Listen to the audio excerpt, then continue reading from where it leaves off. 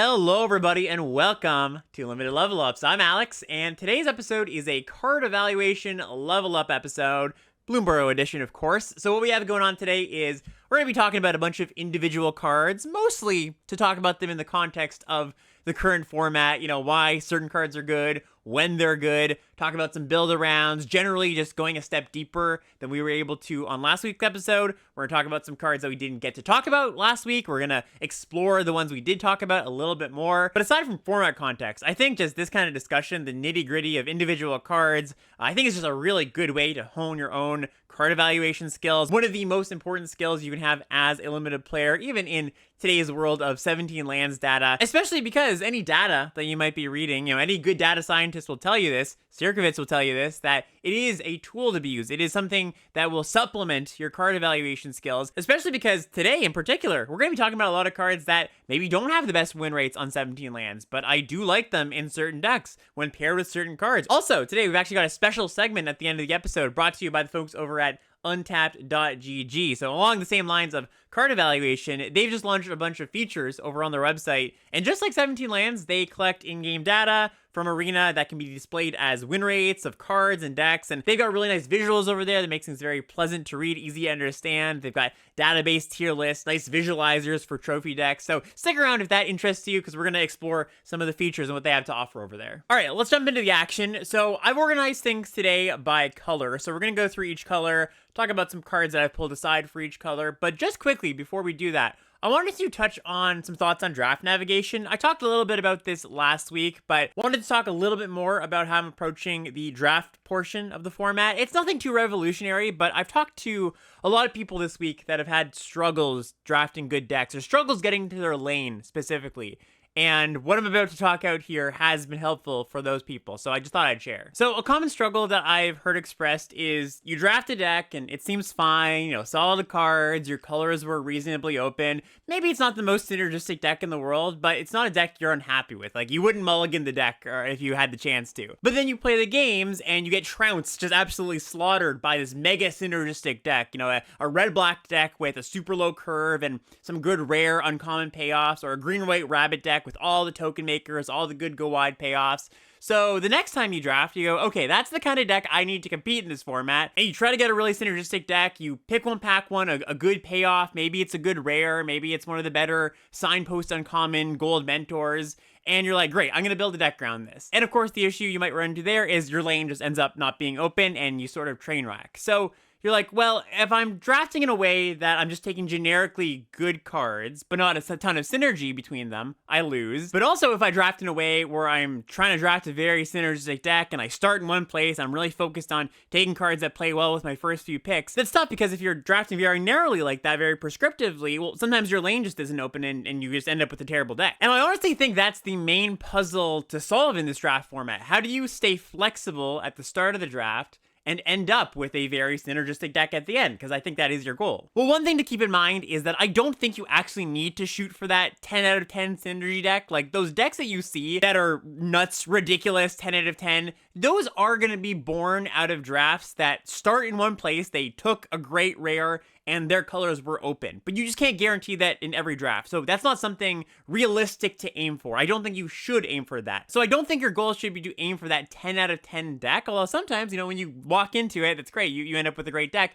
I think you should be more aiming for a 8 out of 10 deck, where you're not sacrificing too much flexibility early on, but you also are settling into some sort of good synergistic lane as the draft goes on. And so my solve for this, and again, it's not all that complicated, is just make sure you know what the generically good cards are early on. Because a lot of draft mistakes I've seen have been people taking narrow, and maybe powerful, but narrow cards, gold cards, or cards that really only go in one deck, over generically good cards like Carrot Cake and Savor, and there's a handful of cards in the duo cycles, like Baker's Bane Duo, the 2/2 that comes in, makes a food. That card's great. I think it's still a little bit underrated, to be honest. I still see it like 7th, 8th pick sometimes. The other green duo, Tree Guard Duo, man. Tree Guard Duo, this is the 4-mana 3/4 that pumps something +X and gives it vigilance, where X is the number of creatures you control. Every single time I see this card, either on my side or the opponent's side, I continue to get more and more impressed by it. This card is really good. I'm not sad to like 2nd, 3rd pick it at this point. But other cards like Glide Dive Duo, I think this is another card that's sliding under the radar a little bit as just a generically good card. This is the 5-mana 3/3 fire Bat Lizard that comes in and drains the opponent for 2. Even something like Daggerfang Duo. This one's a little bit more on the end of like, okay, like you might want to take a really good payoff, really good synergistic card that's a little more narrow over this one, but in a kind of medium pack where I'm not sure my direction, I'm happy to take a Daggerfang Duo. This is the 3/2 Death Touch Rat that comes in and mills 2 cards, and it's a Rat Squirrel. The duos especially, like they are generically good in their effects, but also having that dual creature type, I find that matters a lot. There's also the uncommon creatures that don't have a creature type that the set cares about, so like Hivespine Wolverine, which is the 5-mana 5/4 Elemental Wolverine that you can either put a counter on something, destroy a artifact or enchantment, or fight a token. Brightblade Stoat, the 2/2 lifelink first strike. Like I know people know these are good cards, but these are the kind of cards I really, really love taking early because no matter where you end up, they're going to be actively good in your deck. It's not like it's like a, okay, this can fit in any deck, and maybe it's not going to be an amazing card, but it's going to fit my deck and be fine. I think the reason a lot of these cards are so good is because they do have small little synergies. You know, Carrot Cake has food synergies and life gain synergies and token synergies. Savor is just a good removal spell that also has food synergies. A lot of the duos kind of play into that too. You know, Tree Guard Duo, like I was mentioning.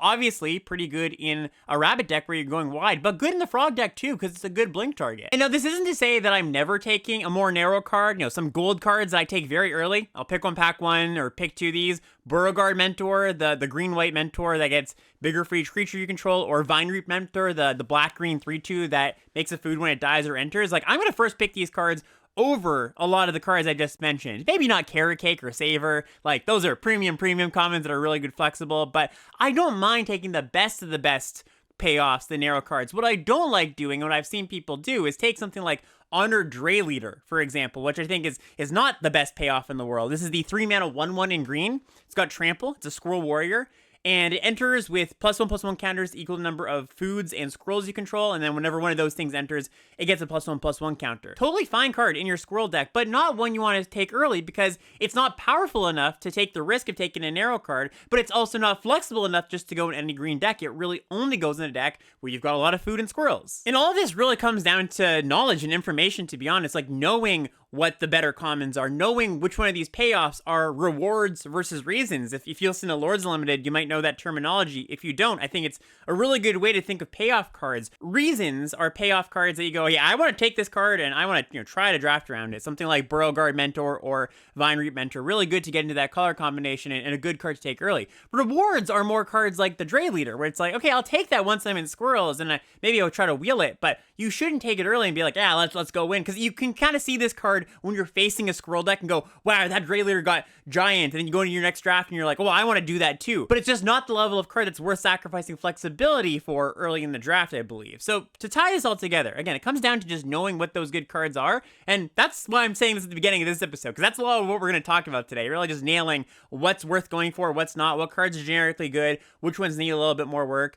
Take those generically good cards early. I really can't stress that enough, especially the good commons. I think when you're navigating a draft format in the early days, in the first week or two, can kind of feel a little bit bad to take good commons over good uncommons or rares, but so much of the time, that's where a lot of the power lies. Like Carrot Cake, Savers, Tree Guard Duos, like all those cards I was talking about. Intrepid Provisioner, the rabbit that has offspring and when it enters gives the creature +1/+1. Those cards I take mega highly. And once again, I'm not afraid of taking good payoffs early on, but they really have to be great payoffs for me to sacrifice some of that flexibility. And this wasn't something I talked about last week, but I'll just mention it here again. Then, after you've taken a bunch of generically good cards early on, once you get to the end of pack one and you see what everybody else is taking, once you got to the wheel, that's when I'm much happier to take one of those narrow payoff cards, one of those reward payoff cards like the Dray Leader, because number one, I don't care as much about flexibility because, it's probably not going to be that much great stuff in the pack anyways. You're going to want to take something with high upside if it works out. And number two, if you're getting it that late in the pack, that's a good sign that other people aren't doing it, or at least not many other people are doing it. And this is how I've ended up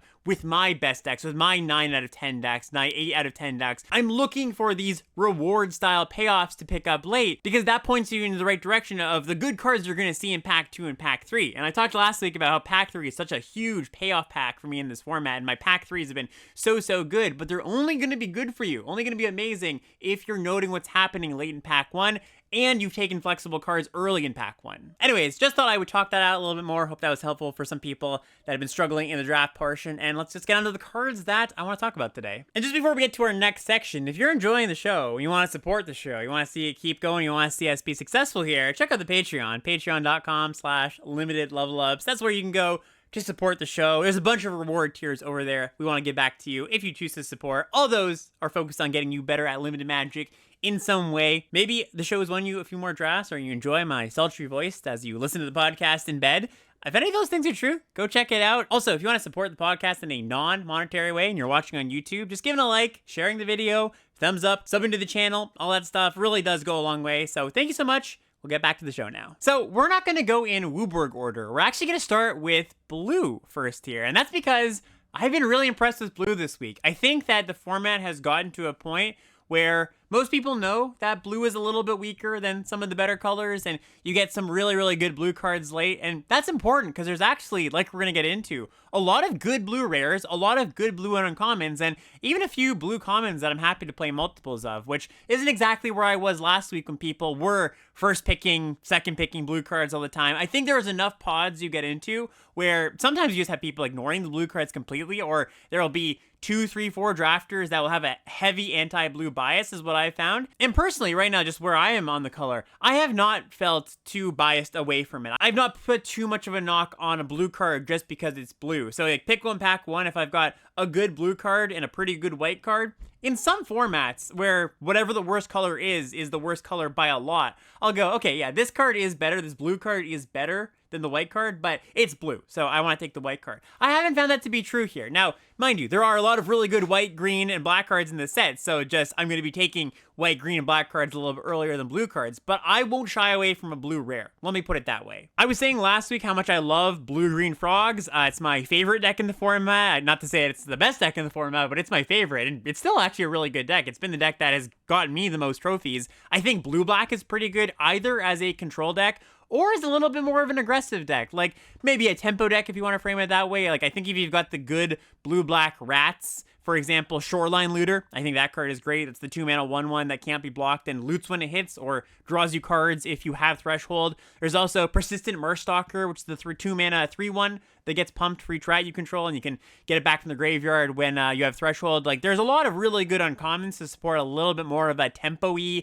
blue-black deck. I don't think that's the main way you're drafting it, but I have been there once in a while. And one thing to keep in mind, and I'm going to have this in mind going forward for other formats, is that time and time again, on week 1 of a format, what happens is that the blue cards have pretty bad stats on 17 lands, but if you wait, a week, or if you search by top player stats, the cards that are doing well in the hands of top players, you'll find that blue ends up being totally fine in most formats, and definitely an edge you can gain if you are somebody who knows, like, hey, like everybody's putting on these blue cards, I want to pick up these blue cards. And I think that's definitely an edge you can gain in this format, getting more acquainted with the blue cards, knowing where they go, knowing when you want them. And to sort of just hypothesize quickly about why I think this is the case, why blue cards tend to do better in the hands of good players.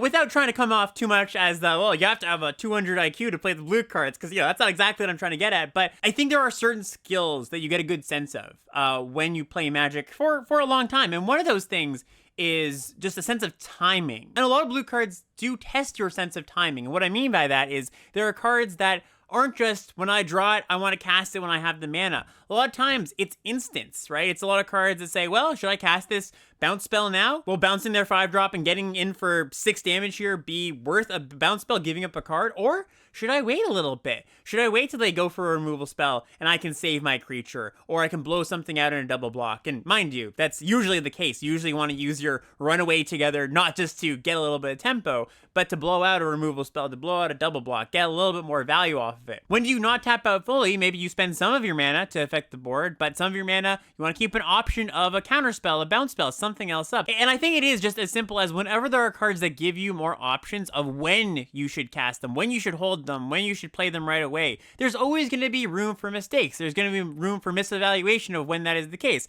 And blue cards ask that a little bit more of you than some other cards, just by nature of being instants a lot of the time, or being kind of tricksy cards that aren't always obvious when you're supposed to cast them. Shore Up might be a good example. The blue protection spell, instant, give something +1/+1, untap it, give it hexproof. Like, when should you use that in combat versus when should you use that to blow out a removal spell? That's something that you really get a sense of as you play more Magic. So I think the takeaway for me here would just be, if you feel like you're part of those players that maybe have a little bit of trouble playing blue decks, playing blue cards, evaluating blue cards, see how you feel about casting those cards. See if you are a little bit unsure, either consciously or subconsciously, about when to cast these cards. Because I think for a lot of players, you're going to uncover something about yourself being like, you know what? I'm not sure if I should cast this right now or my opponent's turn or wait for a key moment down the line. And, it's not exactly within the scope of this episode to provide a solution right here, but I think just identifying an issue is always going to be the first step into solving that issue. Anyways, talking about said blue cards, we're going to start with the commons, and there's not a ton of commons that I'm super happy about in my blue decks, but we'll talk about the ones that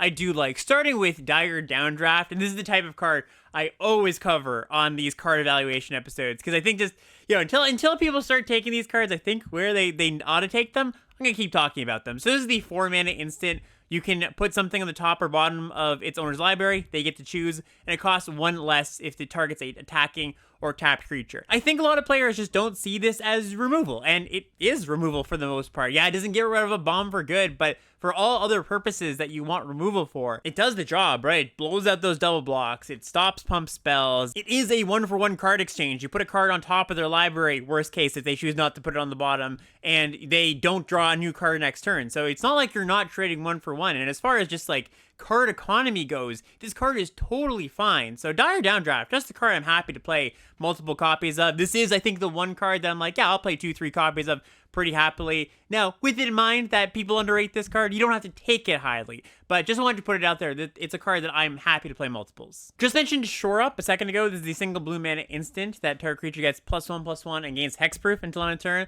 Untap it. Have been playing a lot of Shore Up in the past few days. Basically won in every single one of my blue decks. I've just found that there are some really key things to protect in your blue decks. Either you're playing frogs and you want to protect your good frog rares, or your Lily Splash Mentor, the green-blue uncommon, or you're playing like a Shoreline Looter. Again, that's the 2-mana looter. Protecting that is pretty big game, because that's going to have a card that has a huge target on its back. Your blue decks do tend to be slightly more creature light than your non-blue decks. Maybe aside from blue-green, that's a pretty creature heavy deck. But since you are slightly more creature light and you're relying a little bit more on individual threats to close out the game, just being able to protect those threats I found to be a pretty big deal. So this is another card that just goes really, really late. And again, you don't have to take it early, but I would recommend trying a copy of it in pretty much any blue deck, and maybe even 2 if you have a lot of really good targets for it. Lightshell Duo. This is the 4-mana 3/4 with prowess, and when it ETBs, you surveil 2. It's a rat otter. Yeah, I think this card is just totally fine. Like, I've just been happy with this card in my 4-drop slot. Every time I cast it, it does pretty good things. Sets up my next draw,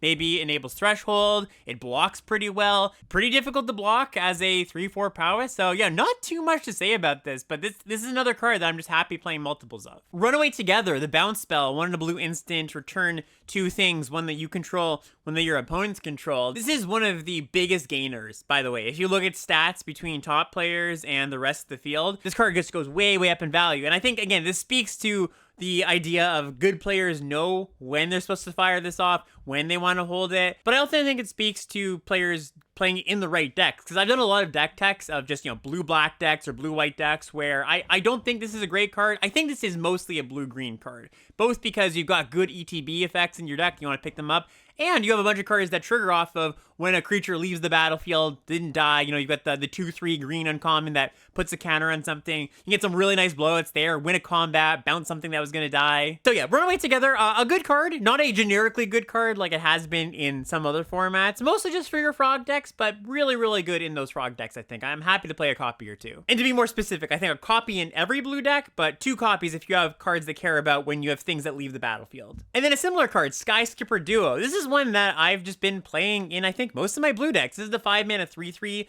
Bird Frog flyer that when it enters the battlefield, you blink something. It's still going to be like a 20-ish, 23rd card in my deck, but 20 or 23rd card that I'm happy to play if I've got good enter the battlefield effects. So this is one that, again, has not great stats, but I've been pretty impressed with if you put it in the right deck where you're going to get a card's worth of value when you cast it generally. You blink upon profit. You blink the Thought Witch that comes in and thought seizes the opponent. Like, if you have, I would say, somewhere in the neighborhood of 5 things that are worth a card, that have an ETB effect worth a card, I'm pretty happy to play Skyskipper Duo. Moving on to the uncommons now, and this is generally how I get into blue decks, I find. I notice a few packs in a row just have a bunch of these premium uncommons, and there are a lot of premium uncommons, starting with an honorary rare. I've said it a few times already, but Shoreline Looter, the 2-mana 1/1 unblockable rat that when it hits the opponent, it loots, and then if you've got Threshold, you draw a card instead. Yeah, card's great. Card is just a must answer. I don't think there's really specific decks that this shines in. I guess, if you really want it to be specific, sure, a deck that cares about rats and can get to Threshold quickly, but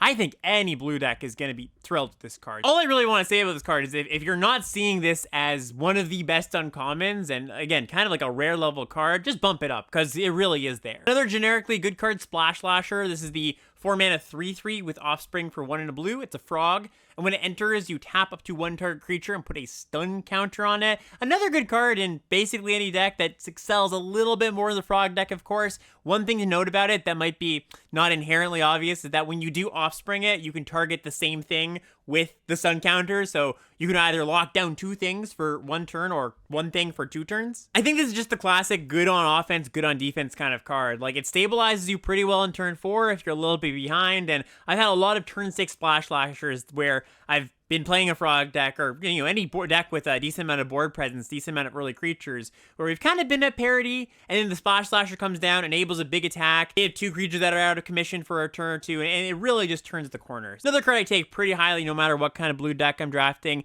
Then we get to some slightly more specific ones, some cards for the Threshold deck, or just decks. I'm saying the Threshold deck, but really what I mean is decks that have spells rather than creatures. I think that's an important distinction to make, because with Threshold, one of the things that is tricky, if you put Threshold cards in your blue-green frog decks, for example, it's pretty hard to get your graveyard filled, because your frogs, especially, they stay on the battlefield. You want to blink them. You want to create a board stall. You don't often get 7 cards in the graveyard easily, but if you have a blue-black deck with a bunch of removal spells, that's where you get Threshold enabled, and you get your cards like Mind Whisker turned on pretty quickly. 2 other cards that kind of fall into that same camp are Daring Wave Rider and Eddie Merc Crab. Daring Wave Rider is the 6-mana 4/4 that flashes back a 4-mana value or less spell, and the Eddie Merc Crab is the 7-mana 5/5 with flash. Gets cheaper for each spell in your grave, and when it enters, you tap up to 2 creatures, but the creature enters tapped if it's not your turn. Both these cards are kind of plants for the blue-red deck that didn't quite get there, but also very good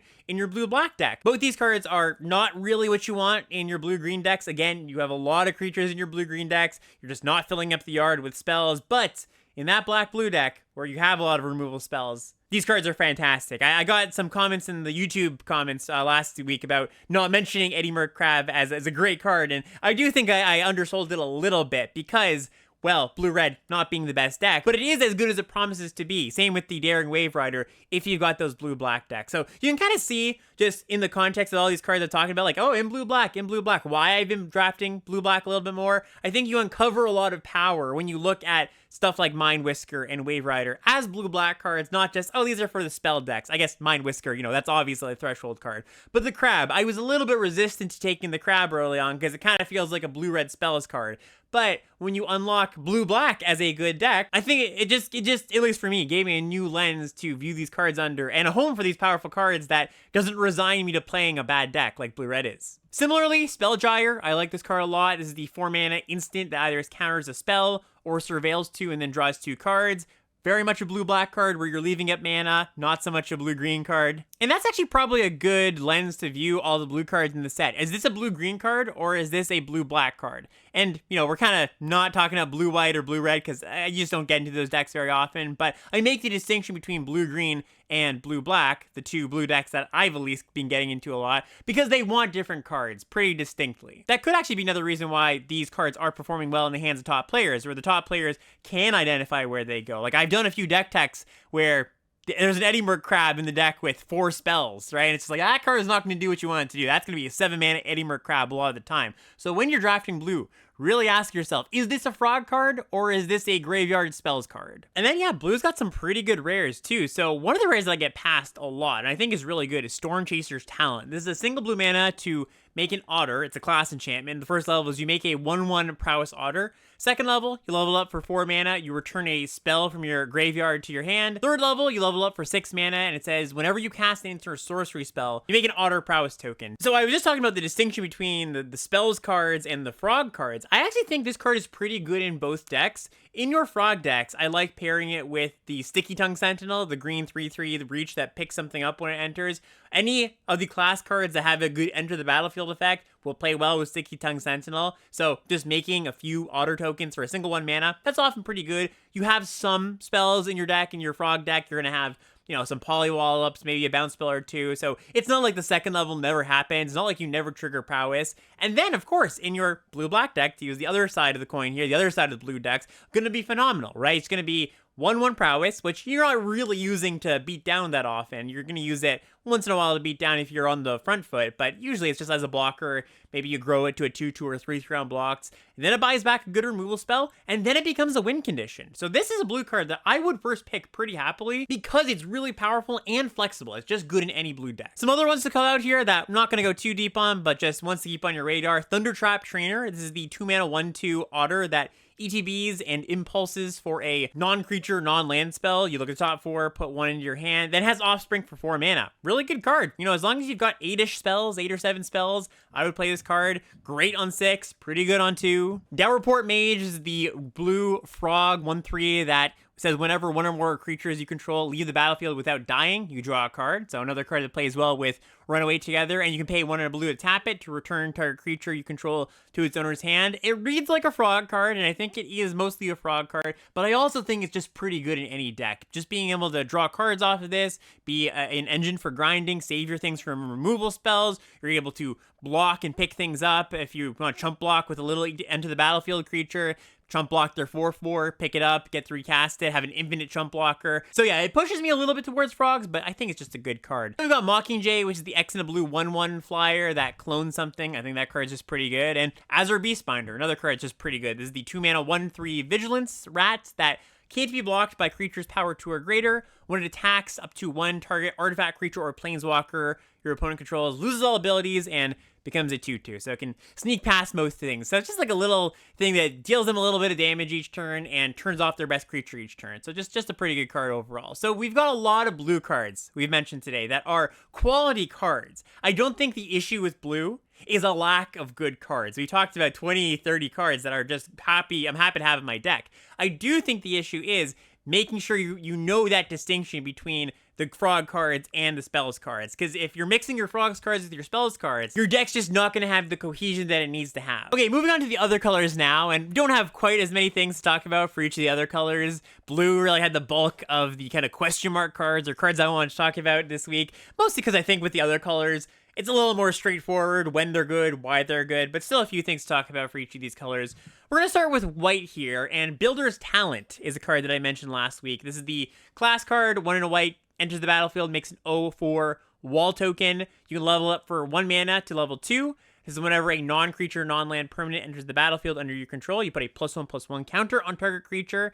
Level 3, level up for 5 mana, you get to reanimate a non-creature, non-land permanent from the graveyard to the battlefield. And I mentioned last week that I think this is a legit card in the format. I think it's just generically pretty good. It needs a little bit of help. You can't just put it in any deck, of course. My number for things I want to trigger Builder's Talent, I think is like a minimum of 6. Because if you can get 2 counters and a wall out of this, I think it's pretty good, even in your green-white decks where, you know, you might be thinking, okay, I need to play an aggressive thing on turn 2, start attacking.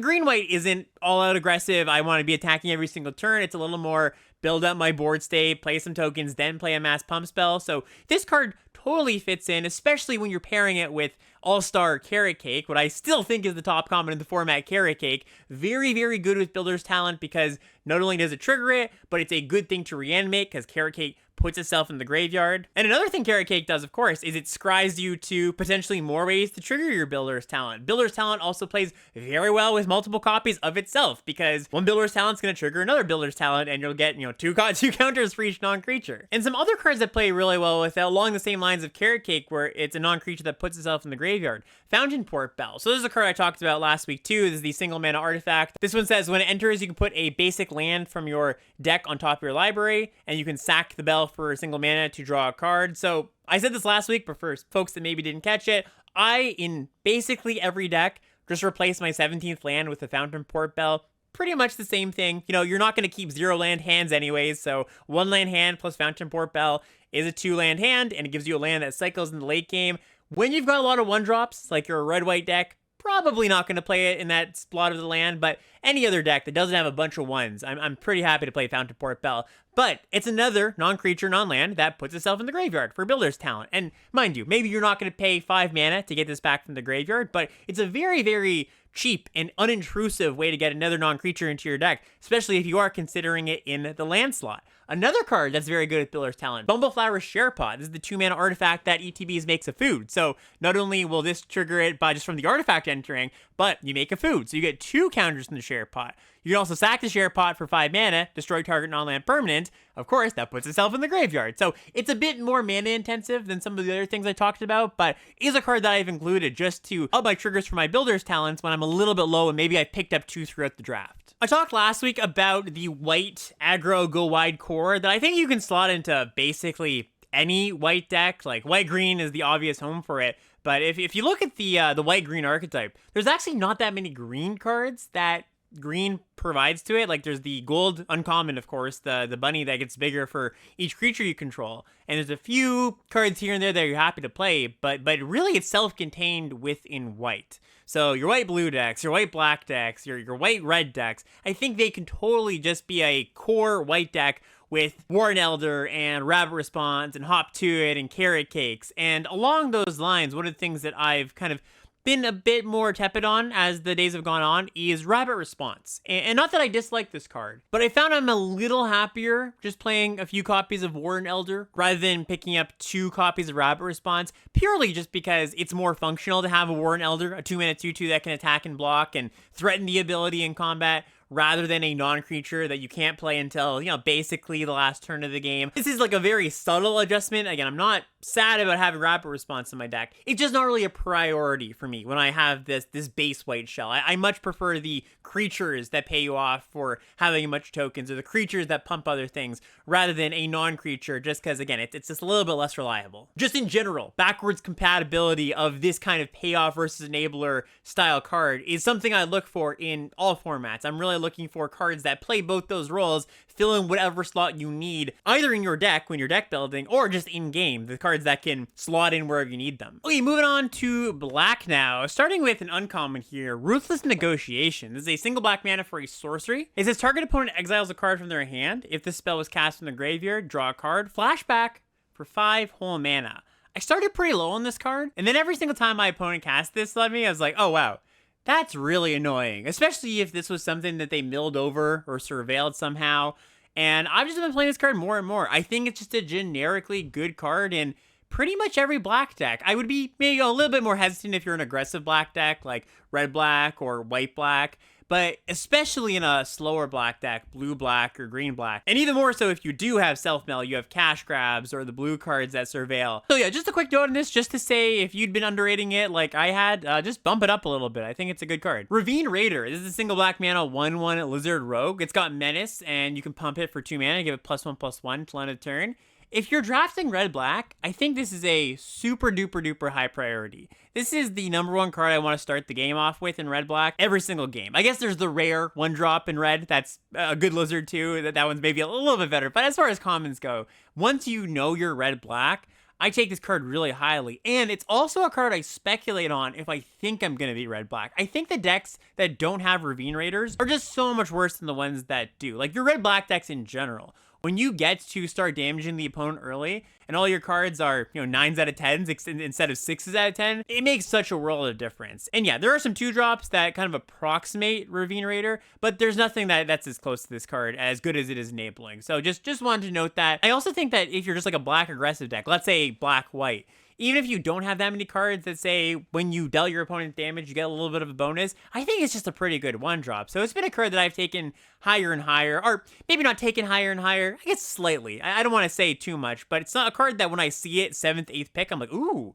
Ravine Raider. Like, I could see myself being red-black. There was a red-black gold card that I passed up on last pack. Let's take that and see if it works out. Another card for the red-black deck, Scales of Shale. This is a 3-mana instant that costs 1 less for each lizard you control, and target creature you control gets +2/+0 and gains lifelink indestructible in a turn. So, great card. I think, a lot of people have seen how good this card is in red-black, but I actually don't want to point out how good it is in red-black, and more to say that I think it's just a pretty good card. So, if you have 0 lizards in your deck, it's playable, which is a good baseline. I think a 3-mana spell that gives something lifelink indestructible, maybe protects a creature, that is playable. Now, I'm not saying good, but a playable card. So don't just see this as a red-black card, I guess is really what I'm trying to get at here. Look for it in decks that have a few lizards, maybe a black-white deck that has a few lizards. I was just saying Ravine Raider is a fine card in most of your black aggressive decks. And I would view this as a card that is a reward for getting into red-black. So say you take it relatively early, late in pack 1, early in the draft, that is, not early in the pack, but late in pack 1, and you're like, okay, it's a pretty good card, I am drafting black,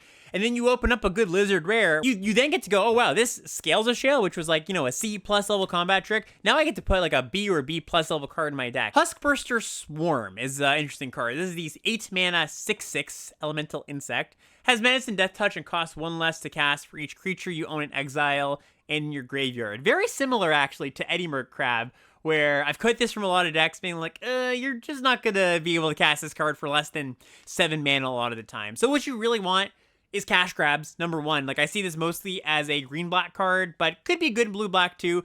The issue with blue-black, even though you have some self-mill some of the time, is that you just don't have as many creatures generally as your green-black decks have. I would say on average my blue-black decks have like 13 creatures, whereas my black-green decks have 16, somewhere in that neighborhood. So it's not exclusively a card I pair with Cash Grab or multiple copies of Cash Grab, but most often I put it in my deck if I have multiple Cash Grabs. There are going to be some decks where you have just the right balance of like, oh, I have some self-mill, Daggerfang Duo might be a good example, the Rat Duo that mills 2, plus enough creatures in your non-green-black decks or your non-Cash Grab green-black decks, and you're like, hey, it makes the cut. But if you don't have, I would say, 4 or 5 cards that self-mill, I would really shy away from the Swarm. But if you are there, I think it's a really, really good card. I've had decks with multiple of these, and it's kind of been like my whole game plan. Just find the Swarms, cast them, and if your opponent doesn't have removal, these things take over really, really quickly. Plus just being a good blocker when they come down. 2 black rares to call out here. First one here, Cruel Claw's Heist. This is a black sorcery. You may gift a card as you cast it, and target opponent reveals their hand. You can choose an online card from it, exile that card. If the gift was promised, you can cast that card for as long as it remains exiled. You can spend mana as though it were mana of any type, of course. I think this card is really good. It's not got very good stats on 17 lands, but I think for 2 reasons. 1, you want to be in a heavy black deck to cast this reasonably early, right? You want to be able to cast this for black on turn 2, turn 3. You don't want to have to be waiting around to turn 5 when they might have an empty hand. Now, casting this on an empty hand isn't the worst. The worst thing that happens is you, like, hit a land off them. Like, you gift a card, they draw a land, you don't cast anything. But if in the late game, they kind of cycles to draw a card off your opponent's deck, not the end of the world.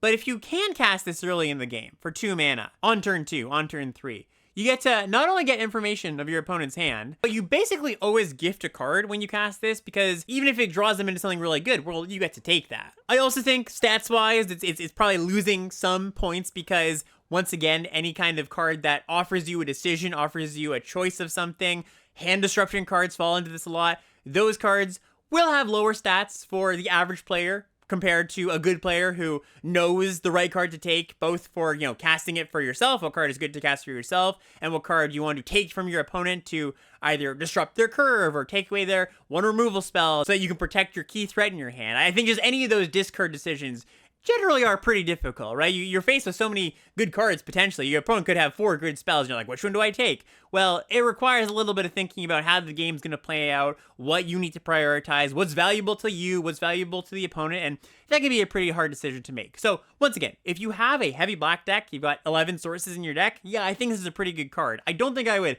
first pick Cruel Claw's Heist very often, but I like the card a lot. And then another rare here that I like a lot. This is Scavenger's Talent. This is a single black mana for a class. First level says, whenever 1 or more creatures you control dies, you make a food token. It only triggers once per turn, though. Level 2, level up for 2 mana. Whenever you sacrifice a permanent, target player mills 2 cards. Level 3, level up for 3 mana, 2 in black. At the beginning of your end step, you can sack 3 non-land permanents. If you do, you get to reanimate a creature from your graveyard with a finality counter on it. So this is a card for one of those slower black decks. Mostly black-green, I think, because the slower black decks, which are black-green and black-blue, well, once again, your black-blue decks aren't going to have that many creatures, or as many creatures as a black-green deck, so you're not always going to be able to trigger this every single turn, and you're also not going to have a bunch of food like a black-green deck would have to be able to sack things to either mill your opponent, mill yourself, reanimate things.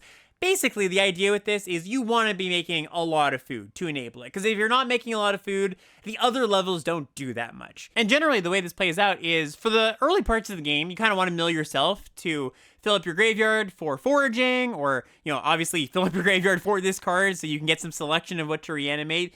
And then after you created a board stall, or, maybe it doesn't even get to a board stall, maybe the things you reanimate are good enough to win the game, but if it does get to a board stall, and this card actually, by the way, does sort of encourage a board stall, because opponents are going to be slightly resistant to trade, because you get a food every time they attack, and if they are just like, okay, attack, attack, attack, well, they virtually gain 3 life every combat, and so that's pretty hard to race. So usually an opponent's going to be more willing to leave back their creatures and wait for a key moment to attack rather than just go attack you, attack you, attack you. So this card excels in a board stall, because after you get into a board stall, you start doing the math in your opponent's deck and go, all right, you got 16 cards. Maybe they were a black-green deck themselves and they did a little bit of self-milling. I'm just going to mill you out. So Scavenger's Talent kind of plays double duty as being a good value engine, making food for cards that care about that, and being in win condition, either reanimating a bunch of good cards or milling your opponent out. Again, it's got the deck building cost of you want to have a lot of food, you want to have a lot of creatures, but if you're there, I think it's a really good card. Moving on to green now, and only a few cards to talk about here, because I think it's just a lot of green cards that are generically good in all decks. Doesn't take too much to figure out why and when they're good.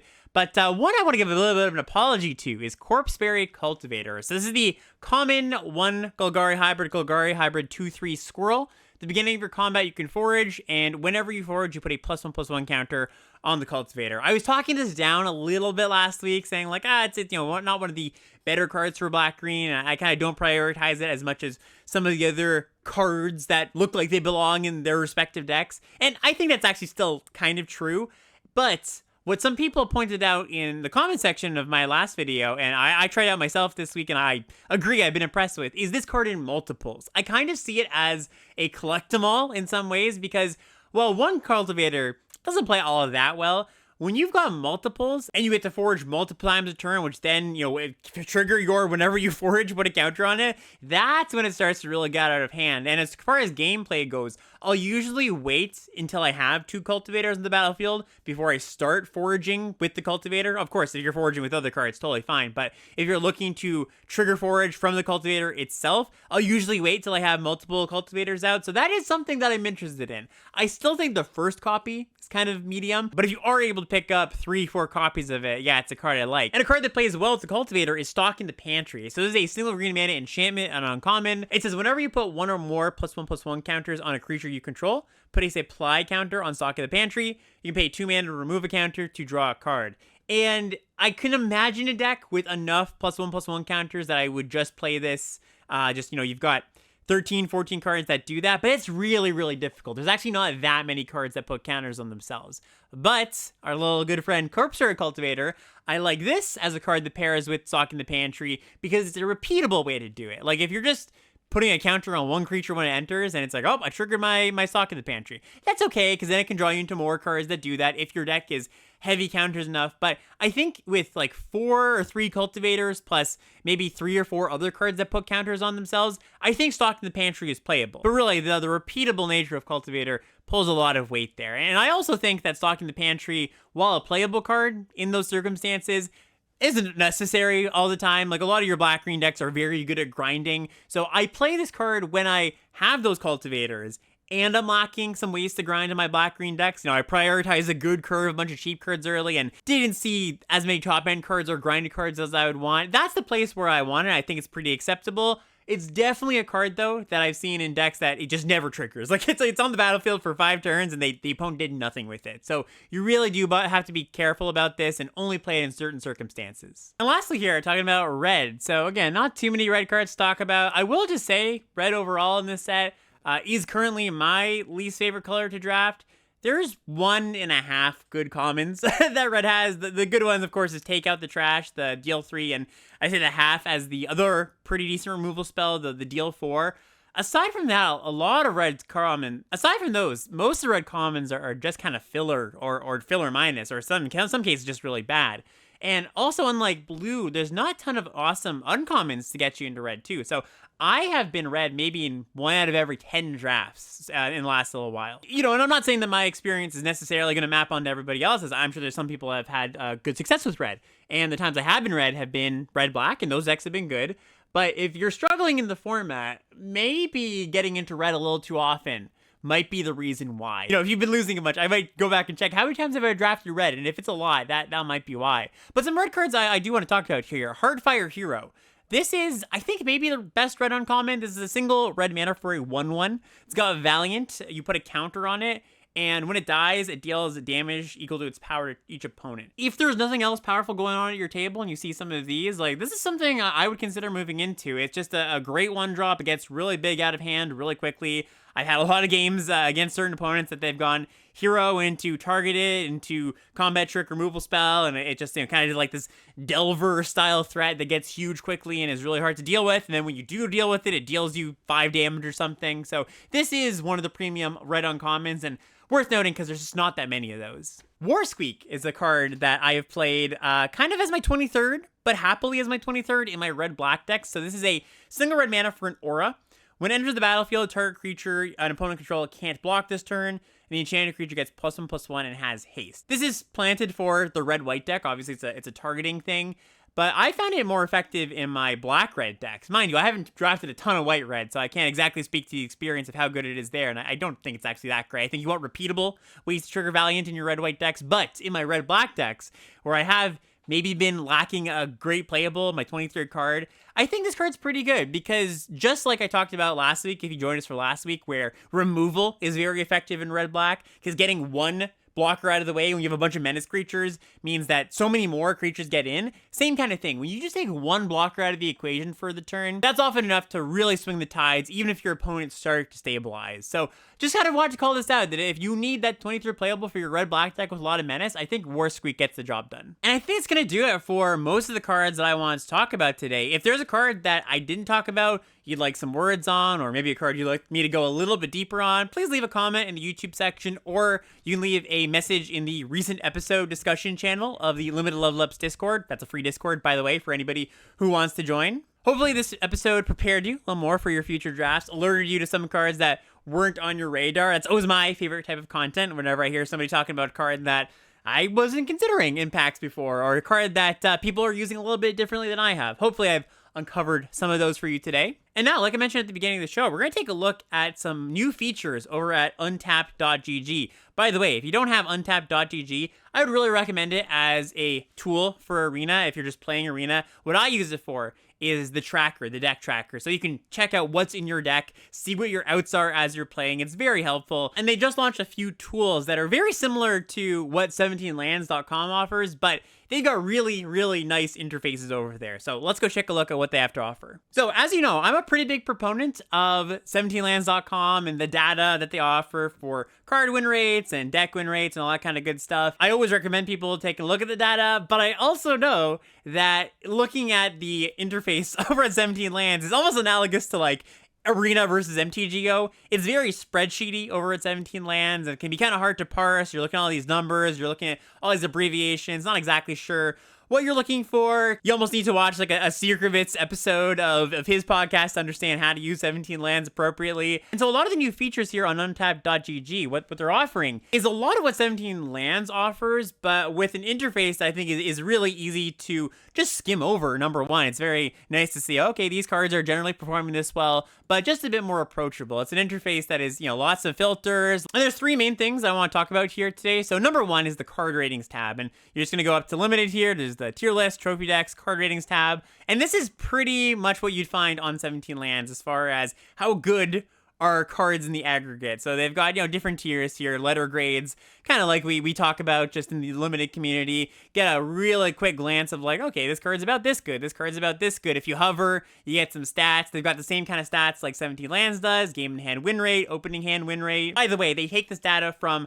untapped.gg users, just like 17 lands takes from 17 lands users. And a tier list like this is something that I point people to very often, just to say, hey, if you're struggling in a format, I would look at your card evaluation first and foremost, because there's probably some cards that you're underrating, overrating, and just something like this. You can just see the visuals and be like, oh, go down all the way to the bottom, see what the not so great cards are, see if there's any cards in there that you were rating pretty highly. Really good way to just uncover some of the blind spots you might have. Now, mind you, just like 17 lands, these are aggregate numbers. I want to caution, this isn't just the end all be all, but really good for setting some baselines. Also, for this card ratings list, you can go to the advanced view, offers you a few more stats, just like a more table chart style like 17 lands would. There's a bunch of filters up here. You can sort by color, sort by cost. You can sort by certain decks, see how cards are performing in certain decks. You can look at ranking, so you can look at just mythic players to see the top player data, so to speak. Then a few other things that they offer, the trophy decks. This is actually something that I think Untapped does a little bit better than 17 lands, because what 17 lands does is they just show kind of the most recent trophy decks.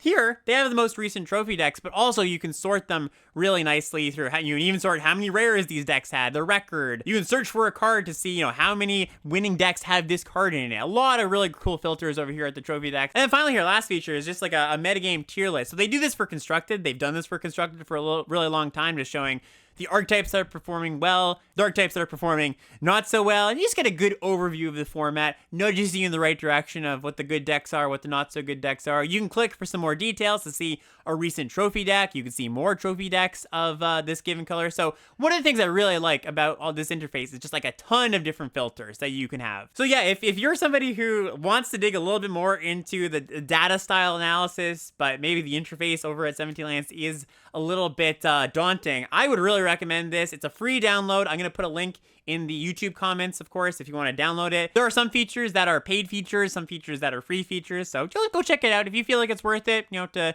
pay for the little bonuses that you might get, check it out. But just checking out the basic features is free to anybody. And with that, we're going to say goodbye. Thank you so much for watching and listening. Next week, not exactly sure what we're going to get into. Maybe we'll have a guest. I have a few potential guests lined up. Maybe we'll get a little more into Bloomburrow if the vibe is right. People want to still talk about Bloomburrow. I've heard some chatter about this format being a little bit boring for some people at this point, but I've seen a lot of people also be excited to play it. I've personally been really excited to play it, so I've found it still enjoyable. So we'll see kind of where the vibe lies. I could even see us doing a general level up episode a little bit sooner than not into this format, but we'll be back next week. Thank you for watching and listening. We'll see you next time.